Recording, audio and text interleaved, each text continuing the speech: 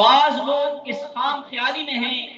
کہ ہماری جان اور مال کا استعمال کا مصرف محض ہم اور ہمارے بیوی بچے ہیں، اور وہ اپنا سرمایہ ذاتی حوصلوں کی تسکین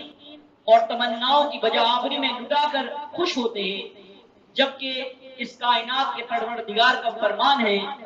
یسألونک ماذا ينفقون قل ما انفقتم من خیر فللوالدین والاقربین والیتامى والمساکین وفی السبیل وما تفعلوا من خیر فإن اللہ به علیم، سورۃ البقرہ۔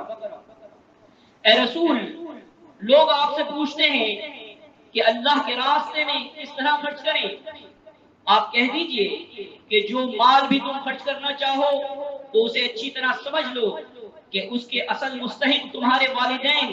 تمہارے قریبی رشتہ دار، یتیم بچے، مساکین اور مسافر ہیں، اور یہ بات بھی اچھی طرح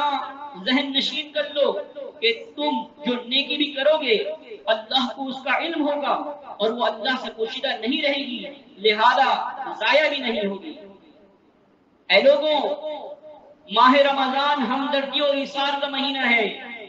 لہذا اپنے والدین سے شفقت، مہربانی اور حسن سلوک سے پیش آئیں، انہیں نہایت محبت سے خصوصی تحائف پیش کیجیے، دادا دادی،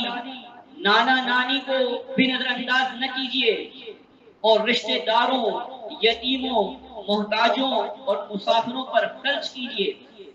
البتہ اپنے آپ پر بلا ضرورت خرچ کرنا اور غیروں پر خرچ کرنا ایک دوسرے سے بالکل متضاد ہے۔ اس میں اتنا ہی فرق ہے جتنا دنیا کے ظاہر نظر آنے والی اور آخرت کی نہ نظر آنے والی نعمتوں کے درمیان۔ یہ بات ہمیشہ یاد رکھیں کہ بسا اوقات جو چیزیں ہمارے لیے بظاہر ناپسندیدہ ہوں وہی اللہ کی نظر میں بھلائی ہوتی ہے، کیونکہ وہ ہماری ہمیشہ کی زندگی میں ہمیں فائدہ پہنچائیں گی۔ نیز کبھی